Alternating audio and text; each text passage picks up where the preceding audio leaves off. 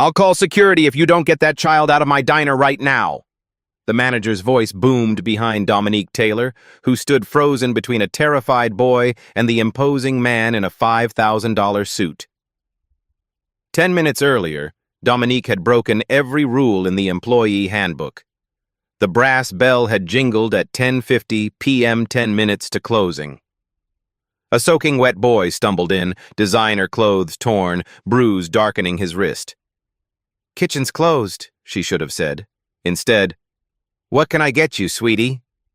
The boy counted crumpled bills on the counter, $5.73 total. "Is that enough for anything?" Dominique glanced at the empty manager's office and made a split-second decision. "Today's special. Grilled cheese deluxe with fries and a shake. $5 even." Relief washed over his face as he slid the money forward. She rang up a water cup instead, pulling $5 from her tip jar when no one was looking. "I'm Jackson," he whispered as she served him. "Thank you for not making me leave." He devoured the food like he hadn't eaten in days. Dominique slipped him a slice of sweet potato pie, her last customer violation of the night, she thought. Then headlights swept across the windows. A midnight black Bentley screeched to the curb. "Is there another exit?" Jackson's voice cracked with panic. Too late. The door flew open. The British man's custom shoes squeaked across the linoleum as he surveyed the diner with cold precision. "Jackson Harrington," he clipped. "Your father is beside himself." "Please," Jackson whispered to Dominique. "Don't make me go with him." Now the manager emerged from his office, face reddening at the scene. "Dominique! Did you serve after closing? And give away food?" The British man's eyebrow arched with sudden interest. "You fed him?" His gaze traveled from Dominique's worn sneakers to her name tag, lingering there with calculating intensity. One simple meal. A hungry child.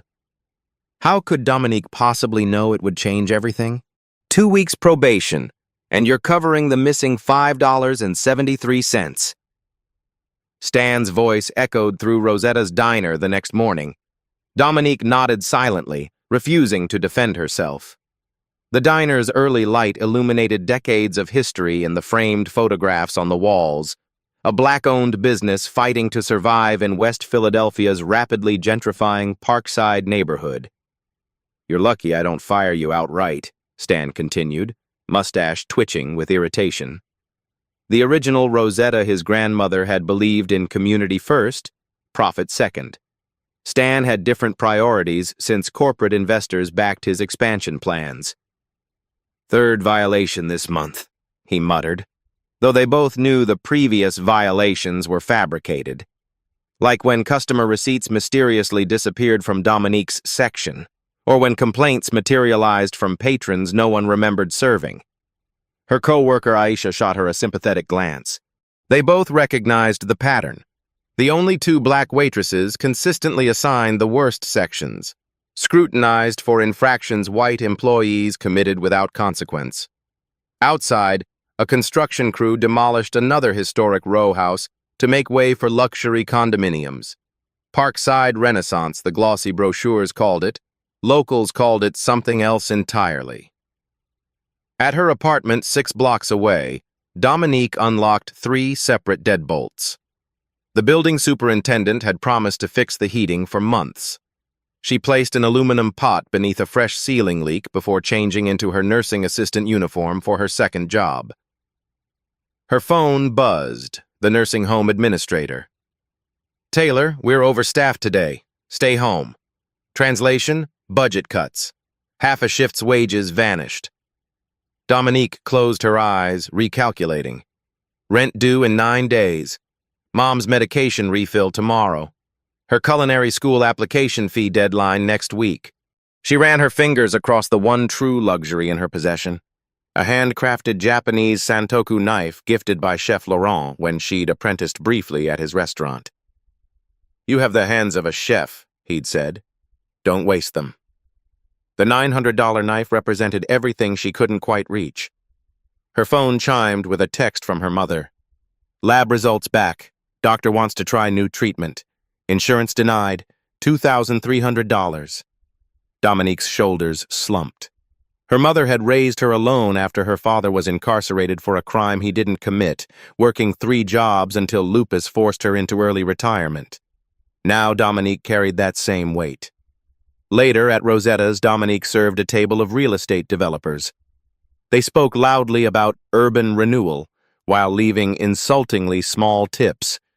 Among them sat Maxwell Reynolds, CEO of Reynolds Development Group, the force behind most of Parkside's gentrification. The diner property is the key, Reynolds was saying.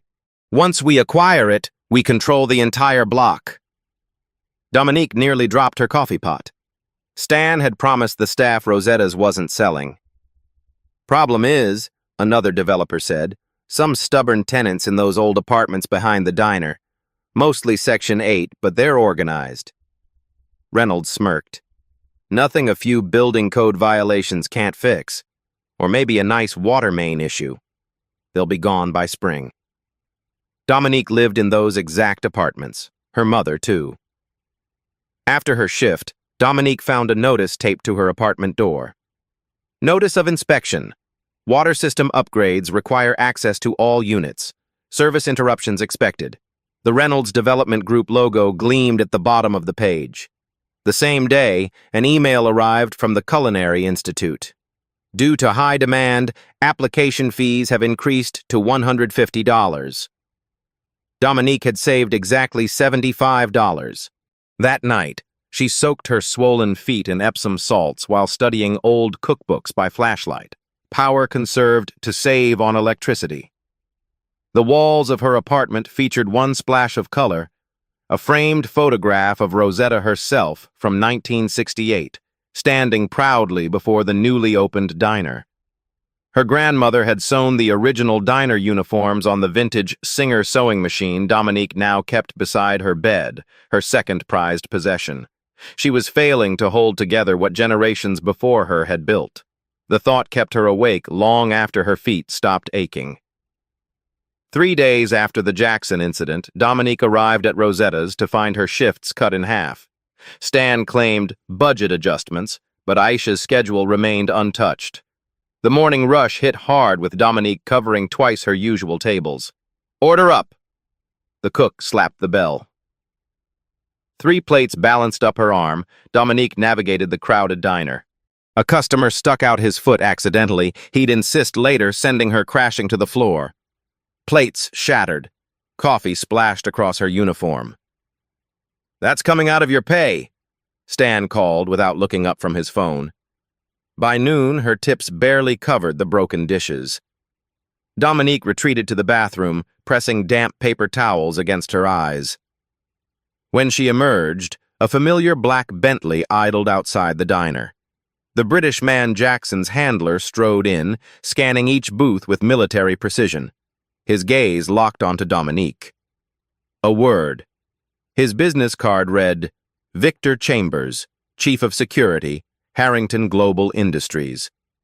Mr. Harrington wishes to thank you for your kindness to his son, Chambers stated without warmth. He extended an envelope. This should cover any inconvenience. Inside, 5 crisp $100 bills. More money than she'd make this week at both jobs. I didn't help Jackson for money, Dominique said, attempting to return the envelope. Nevertheless, Chambers pressed it back to her. Jackson is troubled since his mother's passing. Running away has become a habit. Mr. Harrington appreciates your assistance. Is Jackson okay? I saw bruises. Chambers' expression hardened. The boy is clumsy. Good day, Ms. Taylor. After he left, Dominique discovered another item in the envelope, a business card for Harrington Global Industries with an address in Center City's most exclusive high-rise. The back bore handwritten words in a child's careful script. Thank you for the pie. -J, quote. That evening, her mother called. The new treatment required a $500 deposit by Friday. The money from Chambers solved one problem, but raised disturbing questions about Jackson's welfare.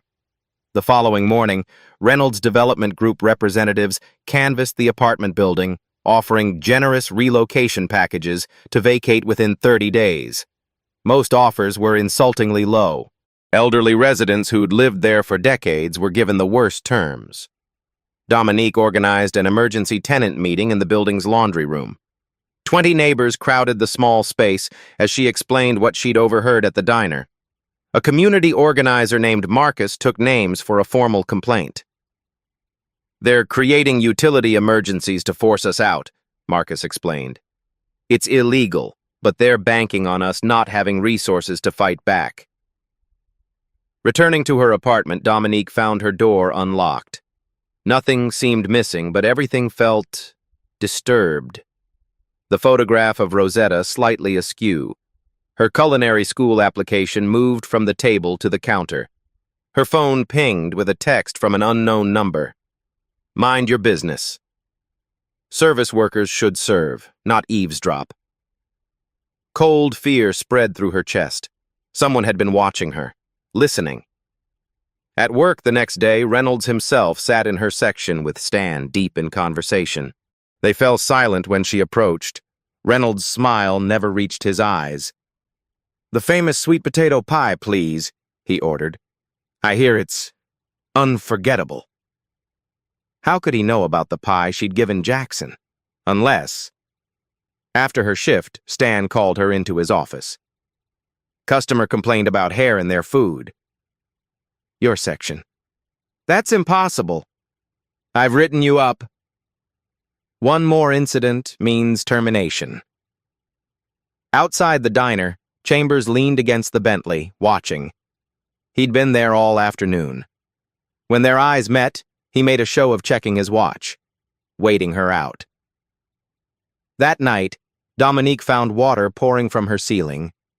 The apartment above hers suddenly vacant, with pipes mysteriously burst. Emergency maintenance was unavailable until morning. She saved what possessions she could, including her grandmother's sewing machine. The water destroyed her culinary school application and ruined her nursing uniform. At dawn, a building inspector declared her apartment uninhabitable. The management company offered temporary housing at double her current rent. Her mother's treatment deposit was due tomorrow, leaving Dominique no financial cushion. When she arrived at the nursing home for her shift, security stopped her. "You're not on today's approved staff list." Her supervisor seemed genuinely confused. "Your background check suddenly flagged an issue. Corporate says we can't schedule you until it's cleared." Dominique's hands trembled. Both income sources cut in the same week? This wasn't coincidence. She returned to Rosetta's, desperate for additional shifts. Stan was meeting with the corporate investor, a sharply dressed woman she'd never seen before. Through the office window, Dominique recognized documents bearing Harrington Global Industries logo. The bell above the door jingled. Jackson entered alone, hoodie pulled low. He slipped into a back booth, eyes darting nervously to the windows. "You shouldn't be here," Dominique whispered, approaching his table. "They're looking for you." "They're always looking for me," he replied. "I needed to warn you. My father doesn't know what Victor does to make problems disappear." Before Jackson could explain further, Stan shouted across the diner, "Taylor, my office now." When she turned back, Jackson was gone. In his place lay a small wrapped package and a handwritten note. Evidence. Don't trust anyone from Harrington Industries, not even my father. Stan terminated her employment on the spot. Corporate restructuring, he claimed, though they both knew the truth. As she left Rosetta's, perhaps for the last time, she unwrapped Jackson's package in the alley. Inside, a leather-bound journal and a vintage platinum Montblanc fountain pen engraved with the Harrington crest, the second luxury item to enter her life under strange circumstances. The journal contained entries in a tight, controlled handwriting Chambers' daily reports to Ellis Harrington, detailing methods of removing obstacles. Many pages listed Dominique's name. The rain pounded mercilessly as Dominique huddled beneath the bus shelter, her few salvaged possessions in 2 plastic bags beside her. Her mother had taken her in, but the tiny 1-bedroom apartment already strained under medical equipment and prescriptions. 2 adults there would only trigger another occupancy violation from Reynolds' inspectors. Flipping through Chambers' journal revealed a disturbing pattern. Ellis Harrington, billionaire CEO, rarely saw his son. Chambers handled the Jackson situation, reporting only sanitized versions of events. The most troubling entries detailed behavior correction sessions after Jackson's escape attempts. Her phone buzzed, a text from Marcus. Emergency tenant meeting. Evidence of deliberate water damage. Lawyer coming. Dominique hesitated. Getting involved further could make things worse, but the journal in her hands proved the connection between Reynolds Development and Harrington Industries, a partnership to acquire entire blocks of Parkside, with Rosetta's Diner as the centerpiece. The vintage Mont Blanc pen felt heavy in her pocket. Worth at least $2,000, it represented more than a month's rent. She could sell it, pay her mother's treatment deposit, and disappear. Start over somewhere Reynolds and Chambers couldn't find her. The number 42 bus wheezed to a stop. Center City, route straight to Harrington Tower. The address on the business card Jackson had given her. "You getting on?" the driver asked. Dominique made her decision. 20 minutes later, she stood before the gleaming glass tower, security guards eyeing her suspiciously as rain dripped from her clothes onto the marble floor. "I need to see Ellis Harrington," she said at the reception desk. About his son. The receptionist's professional smile never wavered. "Mr. Harrington doesn't take unscheduled appointments. Tell him it's about Jackson's safety." "Security will escort you out," the receptionist replied, reaching for the phone. Dominique placed the Mont Blanc pen on the counter. "This belongs to Mr. Harrington. His son asked me to return it personally." The receptionist froze, recognizing the pen immediately. Minutes later, Dominique found herself in a private elevator ascending to the penthouse offices. The executive floor hummed with quiet efficiency. A silver-haired woman approached Patricia Winters, according to her introduction. "Mr. Harrington is unavailable, but as his chief of staff, I handle all family matters." "This is for Mr. Harrington only," Dominique insisted, clutching the journal. "It concerns his son's welfare." "I assure you Jackson is perfectly safe at his boarding school in Connecticut." Patricia's smile mirrored the receptionist's practiced empty. "Then why did I serve him dinner in West Philadelphia 3 days ago?" The mask slipped. Patricia steered Dominique into a conference room, voice lowered. "Mr. Harrington is managing a global acquisition today. These disruptions are exactly why Jackson requires structure. His emotional outbursts since his mother's death." "The bruises on his wrists weren't emotional outbursts," Dominique interrupted. "And he's terrified of your security chief." Patricia's phone buzzed. Her expression changed as she read the message. "Wait here," she ordered, leaving Dominique alone in the vast conference room overlooking the city. Through the floor-to-ceiling windows, Dominique could see Parkside in the distance, the neighborhood her grandmother had helped build, now threatened by the very company whose headquarters she sat in. On the conference table, architectural models displayed the Parkside Renaissance project, her home replaced by luxury condominiums. The door opened. Patricia returned with a distinguished-looking man in his 60s, salt and pepper hair framing a face that appeared on Philadelphia business magazine covers. "Clayton Bishop," he introduced himself, "General Counsel for Harrington Industries. I understand you have concerns about young Jackson." Not Ellis Harrington himself, a lawyer. They were managing her like a potential liability. "I have evidence that your security chief is abusing Jackson," Dominique stated firmly, "and conspiring with Reynolds Development to illegally force tenants from their homes in Parkside." Bishop's expression remained neutral. "Serious accusations require serious evidence, Ms. Taylor." She placed the journal on the table. Bishop examined it briefly, face unreadable. I'll ensure Mr. Harrington receives this personally, he finally said. Now, regarding your current situation, I understand you're experiencing housing difficulties and employment challenges. Harrington Industries would like to offer assistance.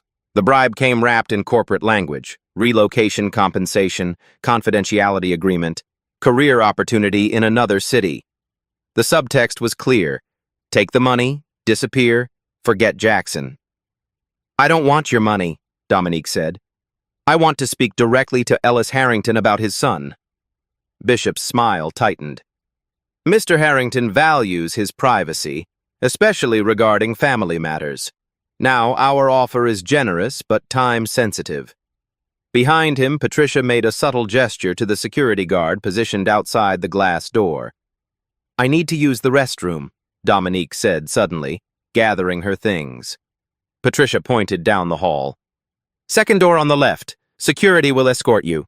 In the immaculate bathroom, Dominique quickly photographed key pages of the journal with her phone. As she washed her hands, a stall door opened. A slender black woman in an impeccable suit emerged, gold-rimmed glasses framing observant eyes. Quite a performance out there, the woman remarked, applying lipstick in the mirror. Dominique tensed. Excuse me? Clayton Bishop has used that same generous but time-sensitive line since law school.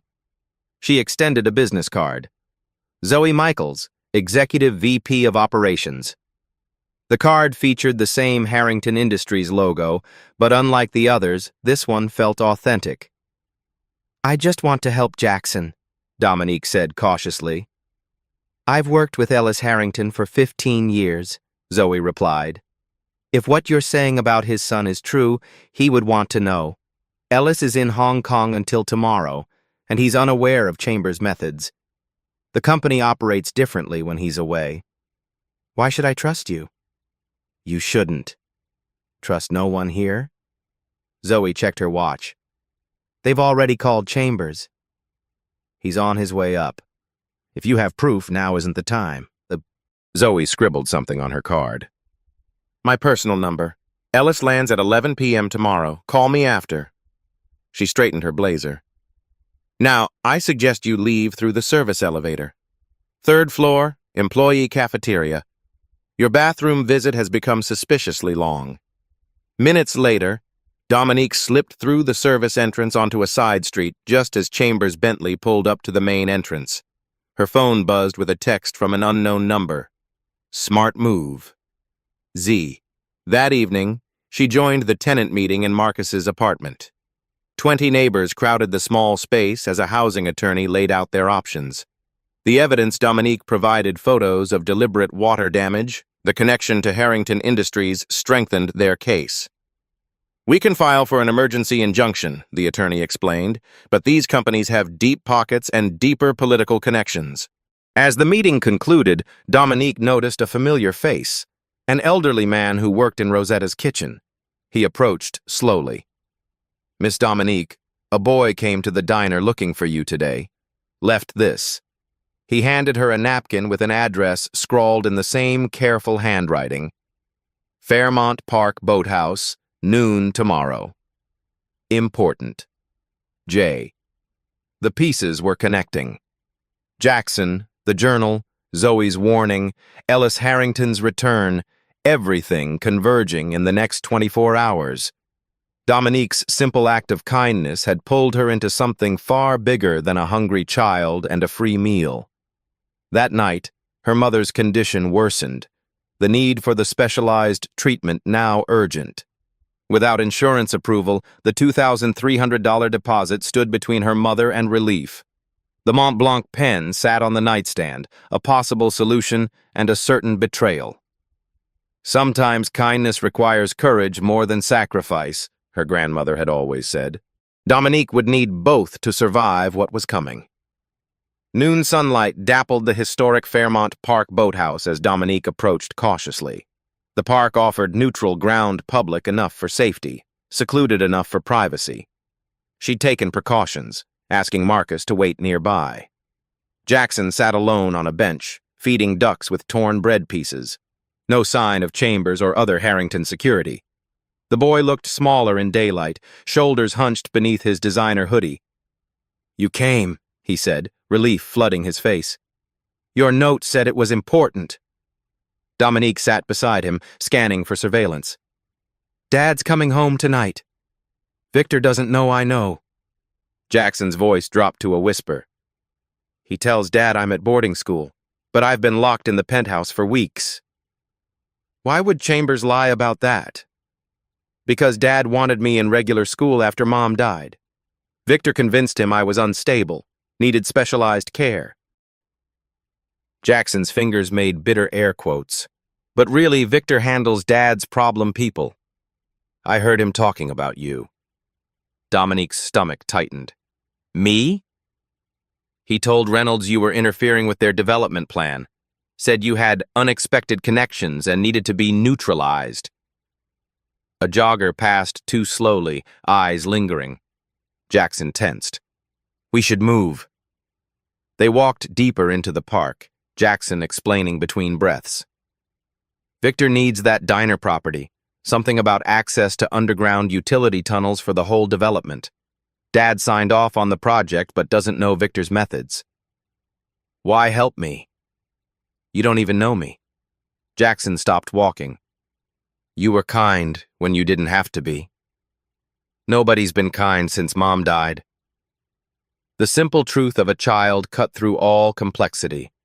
A crack of branches, someone approaching fast. Marcus appeared, breathless. "Dominique, they're here. Black SUVs at both park entrances."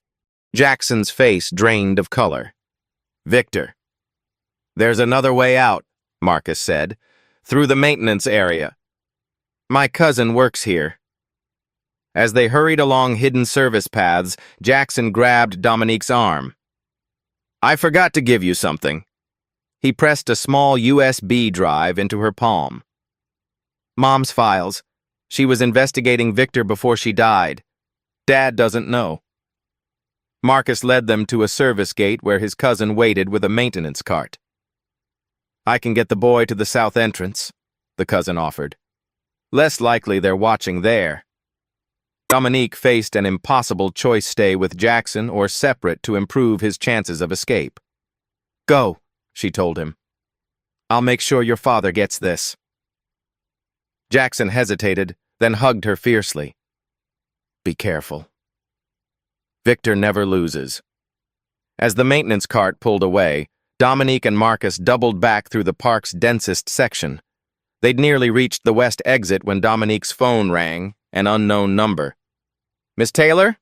And Zoe Michael's voice tense. "Where are you?" "Why?" "Because Chambers just accused you of kidnapping Jackson Harrington. There's an APB out for your arrest."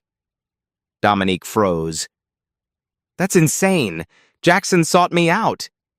"Doesn't matter. Chambers has police connections and Ellis isn't here to countermand him. Get somewhere safe. I'm working on reaching Ellis directly." Marcus led her to his cousin's apartment near Temple University. There, they plugged in Jackson's USB drive. The files opened a stunning window into the Harrington empire and Victoria Harrington's final investigation before her death. Victoria had discovered Chambers systematically isolating Ellis from operations, particularly the Urban Development Division. Projects approved for community benefit were twisted into predatory developments. Worse, Victoria had begun questioning the circumstances of earlier problem employees' departures. The final file was dated 3 days before Victoria's accidental death. "This isn't just about real estate," Marcus whispered. "This is corporate espionage and possibly murder." Dominique's phone buzzed with a news alert. Harrington Industries announces surprise headquarters, relocation to Chicago Parkside development to begin immediately. Below the headline, a quote from Ellis Harrington praising the project dated tomorrow. "They're accelerating everything," Marcus said. "But Ellis is still in Hong Kong." Dominique connected the dots.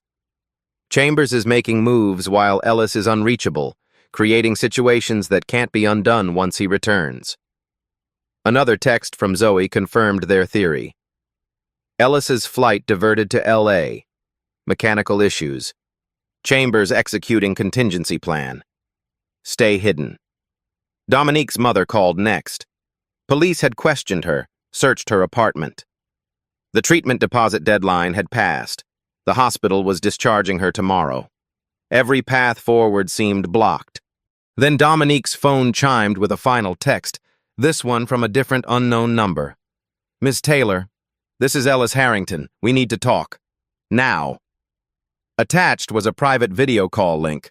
When Dominique connected, she found herself facing the actual Ellis Harrington, older and more weathered than his publicity photos, eyes sharp with intelligence and something else. Fear. My son is missing again, he began without preamble. Zoe says you may know where he is, and that I should trust you. Mr. Harrington, there's something you need to see first. She shared her screen, displaying Victoria's files.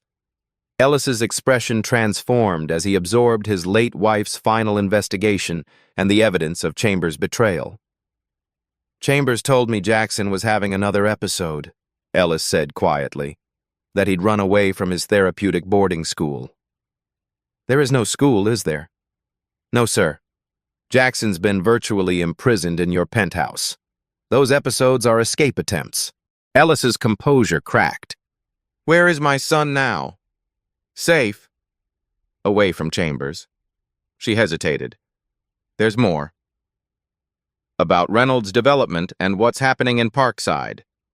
As she explained the forced tenant removals, the deliberate sabotage, Ellis's expression hardened.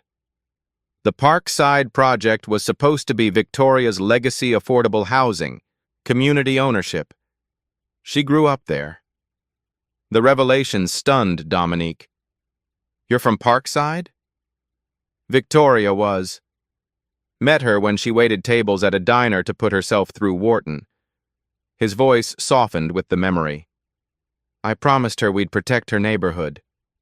A promise Chambers had systematically undermined while isolating Ellis from both his company and his son. I'm landing in Philadelphia in 3 hours, Ellis said. Zoe's arranging secure transport. Can you bring my son to meet me?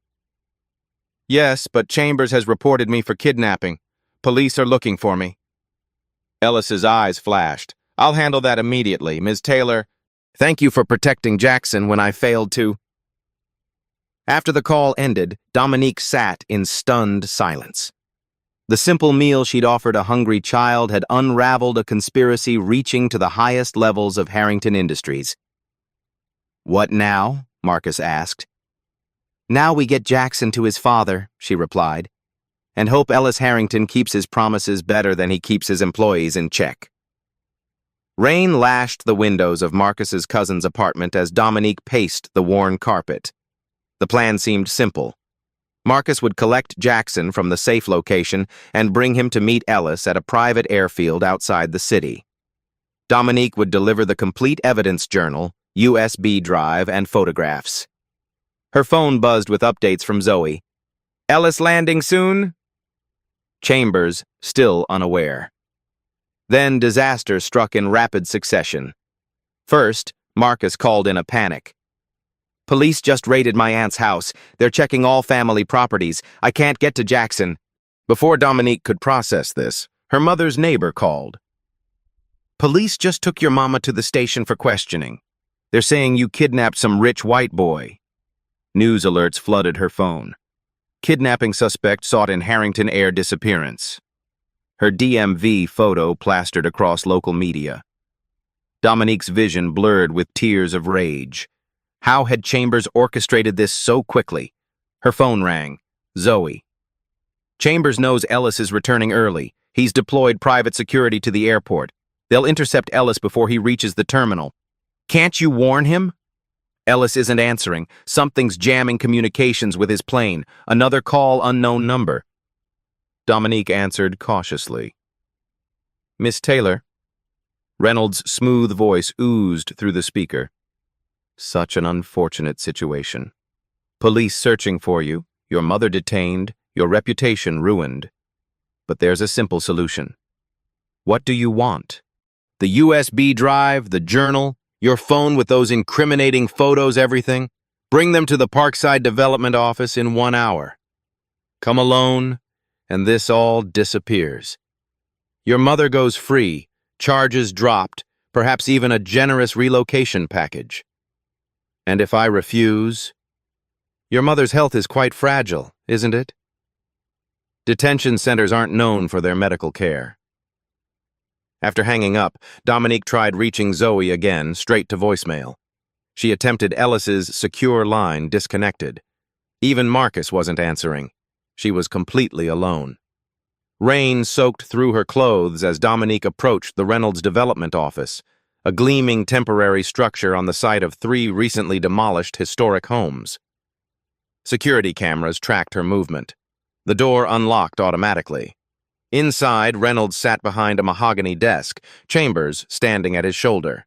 No sign of police. This was a private execution. "The evidence," Chambers demanded, hand extended. Dominique placed her phone, the USB drive, and the journal on the desk. "Where's my mother?" Reynolds smiled thinly. "Being processed for release, assuming everything checks out here." Chambers examined the USB drive first, connecting it to a laptop. His eyes narrowed. "The Victoria Harrington files, how did you get these?" "Jackson gave them to me." "Impossible. Those files were deleted from our servers." "Victoria kept backups," Dominique replied. "She didn't trust you." Something dangerous flashed across Chambers' face. He turned to Reynolds. "We need to accelerate everything. Ellis lands in an hour." Reynolds nodded, then addressed Dominique. "You've caused quite the inconvenience, Ms. Taylor. Normally, we'd simply discredit you troublemaker, disgruntled employee, perhaps even mental health issues.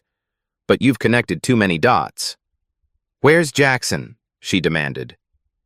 "Safe," Chambers answered coldly. "Receiving appropriate supervision." The implication chilled her. "You're hurting a child to control his father's company." "I'm securing assets," Chambers corrected. "Ellis Harrington is brilliant with markets but sentimental about people. Victoria's death should have simplified things, but he became obsessed with her community projects. Jackson is merely leverage to ensure cooperation." Reynolds interjected, "Enough explanation. You have what you came for, Miss Taylor. Your mother will be released. You'll receive sufficient funds to relocate far away. Everyone wins. Except Jackson. Except my community." "Progress requires sacrifice," Reynolds dismissed. "Sign the confidentiality agreement, and we're done." The document before her would silence her permanently. Her signature would betray Jackson, abandon her neighborhood, and surrender to the very forces destroying everything she cared about. Reynolds checked his watch impatiently. "Your mother's release paperwork awaits your signature." Chambers' phone buzzed. His expression darkened as he read the message. "Jackson's gone." "The safe house is empty," Reynolds cursed. "Find him. Now." As Chambers stormed out, Dominique realized her final leverage had vanished. Jackson was missing again, but this time she couldn't help him. "Decision time, Ms. Taylor," Reynolds said, sliding the agreement closer. "Your signature, or your mother remains in custody while you face kidnapping charges." With trembling hands, Dominique picked up the pen. Her mother's freedom against her own soul. No choice at all. Outside, lightning cracked across the sky as she signed her name. Reynolds smiled triumphantly, placing a check beside the document, her 30 pieces of silver. "Wise choice," he said. "Chambers will verify your mother's release. Then you'll be escorted to collect your belongings. Your bus ticket leaves tonight." Dominique stared at the signature, feeling something essential break inside her. All her fighting, all her sacrifice ended with surrender. As she left the development office, rain washed away her tears. Her phone, wiped of all evidence, buzzed with a text from an unknown number. "Your mother released. Charges dropped. Account credited with relocation funds." The system had won. Corrupt power had prevailed over simple justice. At her mother's apartment, she found the older woman asleep, exhausted from the ordeal. On the table sat her medication, the specialized treatment they couldn't afford before, with a note. Courtesy of Reynolds Development. Treatment fully covered. The weight of her betrayal crushed down. They'd bought her silence with her mother's health, the one thing she couldn't refuse. Dominique packed a small bag, including her grandmother's photograph and the Santoku knife. The Singer sewing machine wouldn't fit, another piece of her heritage abandoned. As night fell, she stood at the bus station, ticket to Atlanta in hand. Behind her, Parkside would fall to developers. Rosetta's diner would be demolished. Jackson would remain Chambers' prisoner, all because she'd surrendered. A bus pulled into the station, not hers, but headed downtown. Impulsively, she boarded it instead, needing one last look at the diner before leaving Philadelphia forever. Rosetta's stood dark and empty, closed signs hanging in windows. A construction notice announced demolition would begin tomorrow. Through the rain-streaked glass, Dominique could see the photographs still hanging on the walls, generations of black entrepreneurship and community soon to be erased. Her phone buzzed with a final text. Bus departed without you. Violating agreement already? Chambers. They were still watching. Always watching.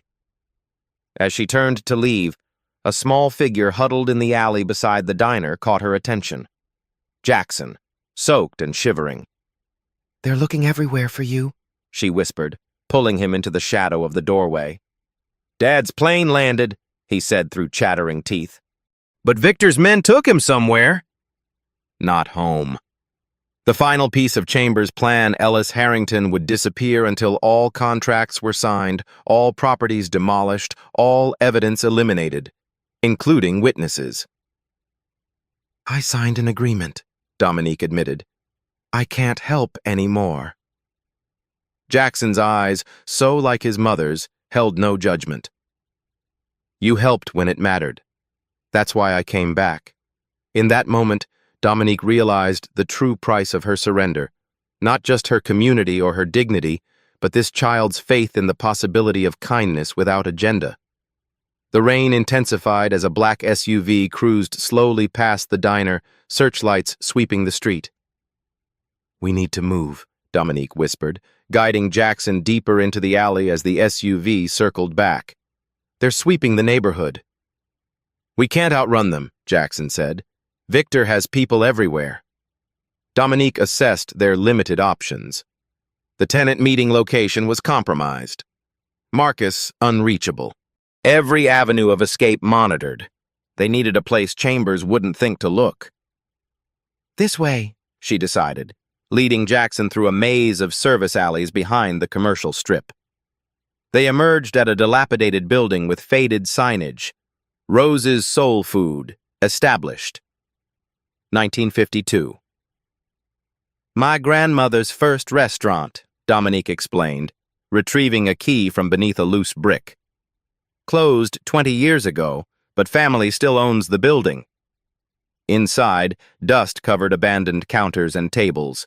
Dominique secured the door and led Jackson to the back office, where she uncovered a landline phone.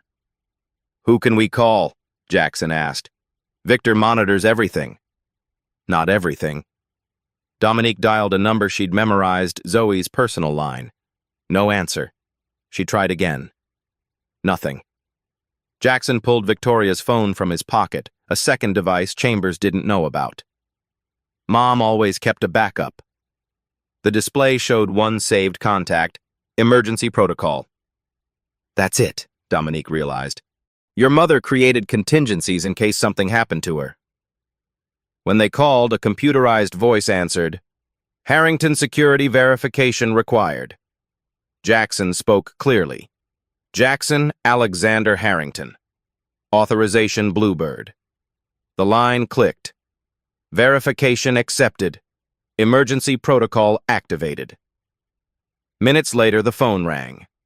"Victoria's protocol triggered," a woman's voice stated. "This is Helen Morrison, Harrington Industries Board Secretary." "Who am I speaking with?" Dominique explained their situation rapidly. Helen's response was immediate. "The board meeting." "It's happening now." Chambers convinced half the directors Ellis authorized the Chicago relocation. They're voting on the Parkside demolition as we speak. Can you stop it? Not alone. But if Ellis or Jackson could appear at that meeting? A plan crystallized in Dominique's mind, desperate, dangerous, but their only chance. Where's the meeting? Harrington Tower, 44th floor boardroom. And Ellis? Unknown. His plane landed, but he never reached the terminal. Dominique made a decision. We're going to that meeting. Impossible, Helen countered. The building's locked down. Chambers has security everywhere. Not everywhere, Dominique said. There's another way in. 40 minutes later, Dominique and Jackson crouched in the basement of a building adjacent to Harrington Tower. Marcus's cousin, the maintenance worker, had answered her desperate call. These utility tunnels connect most of the downtown buildings, he explained, illuminating a narrow passage with his flashlight. Part of the original steam system from the 1920s, mostly forgotten now. Except by maintenance workers, Dominique said. And developers, he added grimly. Reynolds wants these tunnels for his luxury condo's private access between buildings. That's why they need Rosetta's location so badly. It sits above a major junction. They navigated the claustrophobic tunnels, eventually reaching a service elevator that accessed Harrington Tower. This comes up in the kitchen of the executive dining room, the cousin explained. 43rd floor. You'll need to find stairs to the boardroom from there. As they prepared to ascend, Jackson grabbed Dominique's hand. Why are you still helping me? You signed their agreement. They'll destroy everything you care about. Dominique smiled sadly. Some things they can't take, no matter what papers I sign. The service elevator groaned upward. On the 43rd floor, they found the executive kitchen deserted the late hour their only advantage. A service stairwell led to the 44th floor. Through the boardroom's glass walls, they could see the meeting in progress. Chambers stood at the head of the table, Reynolds beside him. Board members sat in tense discussion as documents circulated. The final vote, Jackson whispered. Once they approve, demolition starts at dawn. Dominique spotted Zoe seated at the far end, subtly checking her watch, stalling for time. Helen Morrison caught sight of them through the glass and imperceptibly nodded. Ready? Dominique asked. Jackson squared his shoulders. Ready. They pushed through the doors. Conversation halted instantly. Jackson? Chambers recovered first, voice solicitous. Thank God you're safe. We've been searching everywhere. Reynolds' face drained of color upon seeing Dominique. This woman is violating a binding confidentiality agreement. Security should remove her immediately. Zoe stood. I believe Jackson Harrington has right of access to any board meeting as a trust beneficiary. The boy is emotionally disturbed, Chambers countered smoothly. Ms. Taylor has been exploiting his vulnerability. That's a lie, Jackson stated, voice carrying surprising authority for a child. And I can prove it. He placed Victoria's phone on the table. Play recording Alpha 6, he commanded. The phone activated, projecting a video onto the boardroom wall. Victoria Harrington appeared, elegant and determined. If this recording plays, my safety protocols have been activated, she began. Victor Chambers has been systematically undermining Harrington Industries' ethical commitments while isolating Ellis from operations. The board watched in stunned silence as Victoria methodically outlined Chambers' corruption-falsified reports, manipulated board minutes, environmental violations covered up. The Parkside development was meant to revitalize the neighborhood while preserving its cultural heritage, Victoria continued. Instead, Chambers partnered with Reynolds to convert it to luxury-only properties through forced displacement of current residents. Reynolds attempted to interrupt. This is preposterous. Silence, commanded an elderly board member. Let her speak. The recording continued, detailing the extent of the corruption.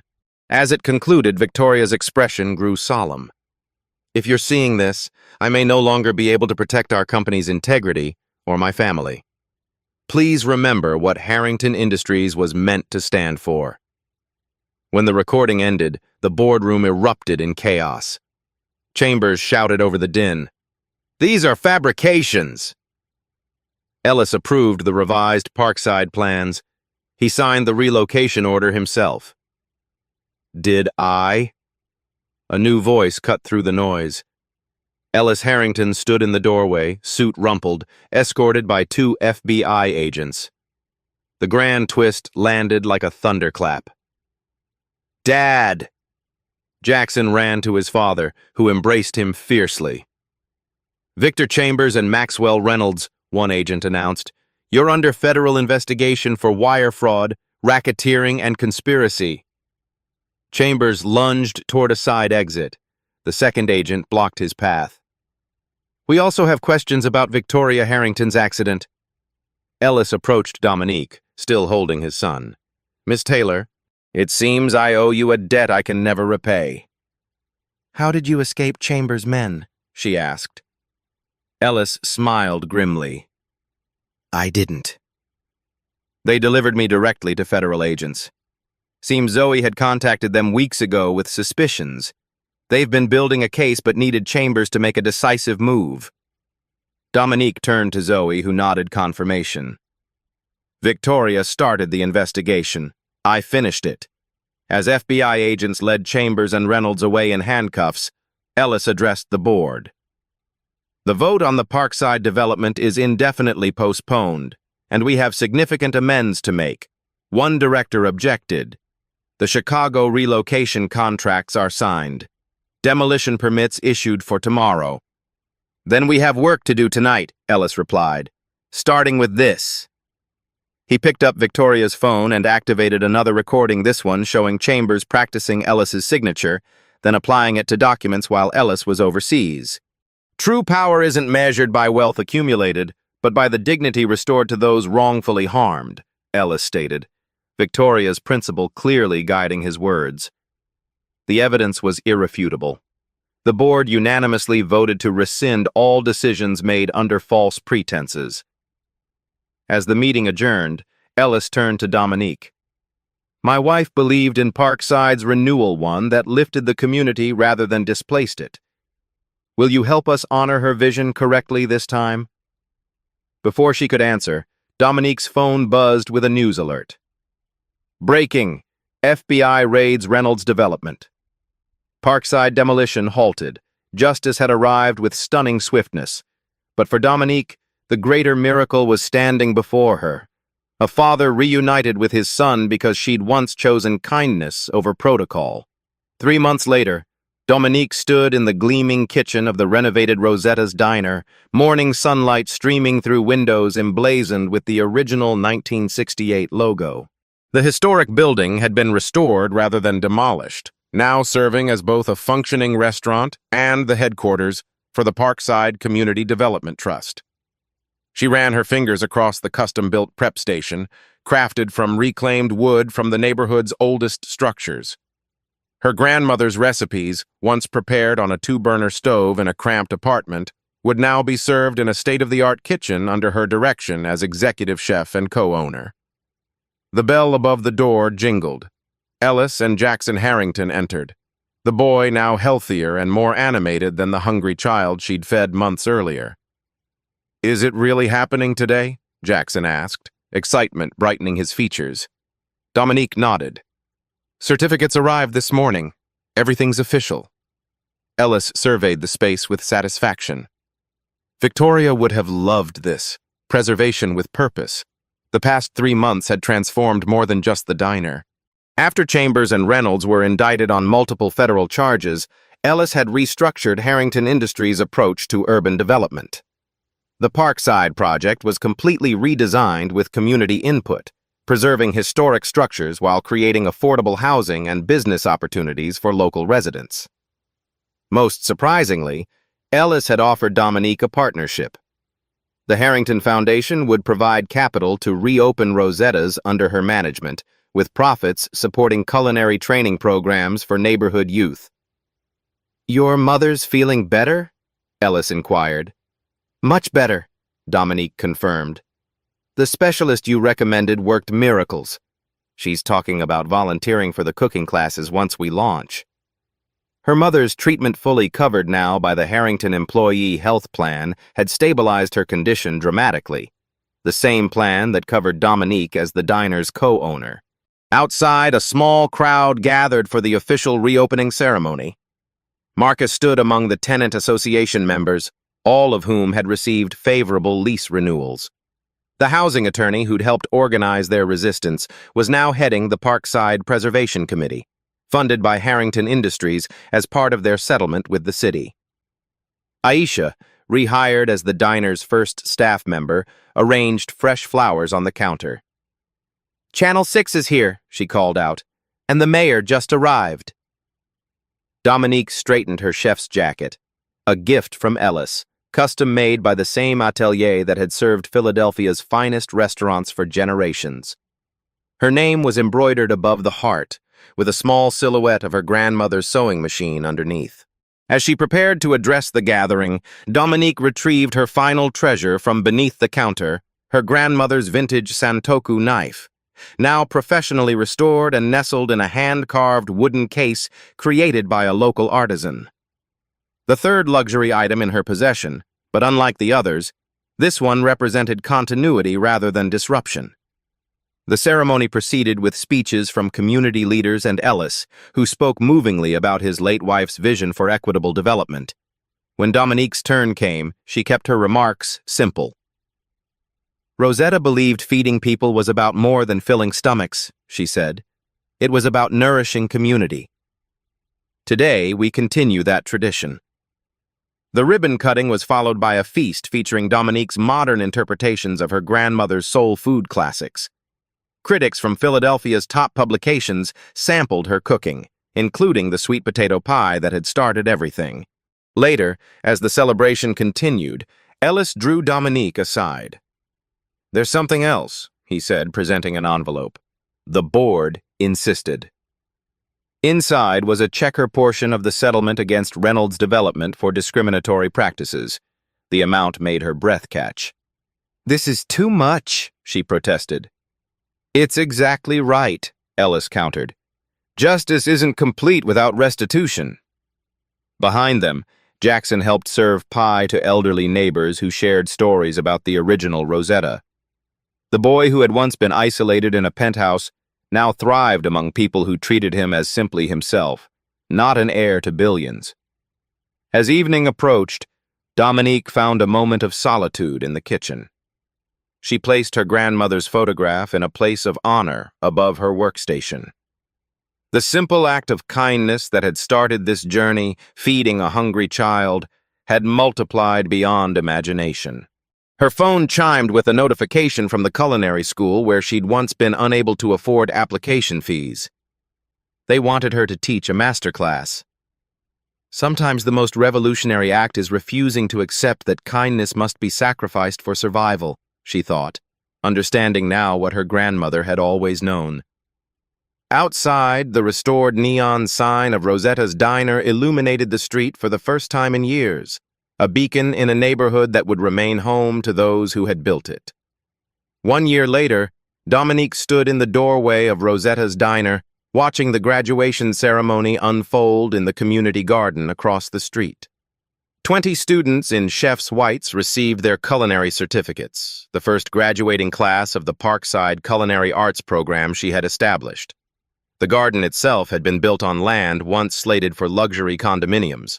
Now it supplied fresh produce to both the diner and the neighborhood's first farmers market, creating jobs and improving food access in what had once been designated a food desert. Jackson, now 12, had designed the garden's layout as part of his science project. He waved excitedly from beside a towering sunflower, where he was explaining companion planting to a group of younger children. The boy who had once been kept isolated from the world was now thriving in it, spending afternoons at the diner learning to cook, weekends with his father, and school days at Philadelphia's Public Arts Academy. Ellis had kept his promises. Harrington Industries had become a model for ethical urban development, with the Parkside project winning national awards for community-centered design. The tenant association had evolved into a neighborhood council with real power in development decisions. Dominique's mother now led a support group for lupus patients at the community health center established in a restored Victorian that had nearly been demolished. As for Rosetta's, it had become more than a restaurant. 3 nights a week, it transformed into a classroom. Weekends featured pop-up spaces for neighborhood entrepreneurs testing food business concepts. The vintage Singer sewing machine sat proudly in the front window, surrounded by photographs documenting the neighborhood's rich history. The sweet potato pie that had once been an act of simple kindness had evolved into Dominique's signature dish, written up in national publications and even featured on a popular cooking show. But she still made it exactly as she had that rainy night, the recipe unchanged, the gesture of sharing it still meaningful. Chambers and Reynolds had been convicted on multiple charges, their sentencing a public acknowledgement that powerful men could no longer prey on vulnerable communities with impunity. The evidence from Victoria Harrington's hidden files had led to investigations of similar development schemes in cities across the country. Dominique's phone buzzed with a text from her literary agent. The cookbook proposal had received another offer, this one including a television development deal. From feeding one hungry child to potentially teaching millions about the food traditions she had inherited, the journey still astonished her. As the graduation ceremony concluded, the students made their way to Rosetta's for the celebration dinner they had prepared themselves. Families filled the expanded dining room, the generations mixing easily in a space designed to welcome everyone. Dominique touched the small locket around her neck. Inside, a photograph of her grandmother alongside the newspaper clipping about the famous sweet potato pie. The inheritance she had feared losing had instead multiplied and evolved. When everyone had been served, Ellis raised his glass in a toast. To Rosetta's legacy and to the power of unexpected kindness. The room filled with applause, but Dominique found herself watching Jackson, who was showing an elderly neighbor how to use the digital archive of community photographs he had helped create. The simple human connection across generations, across economic divides, was the real triumph.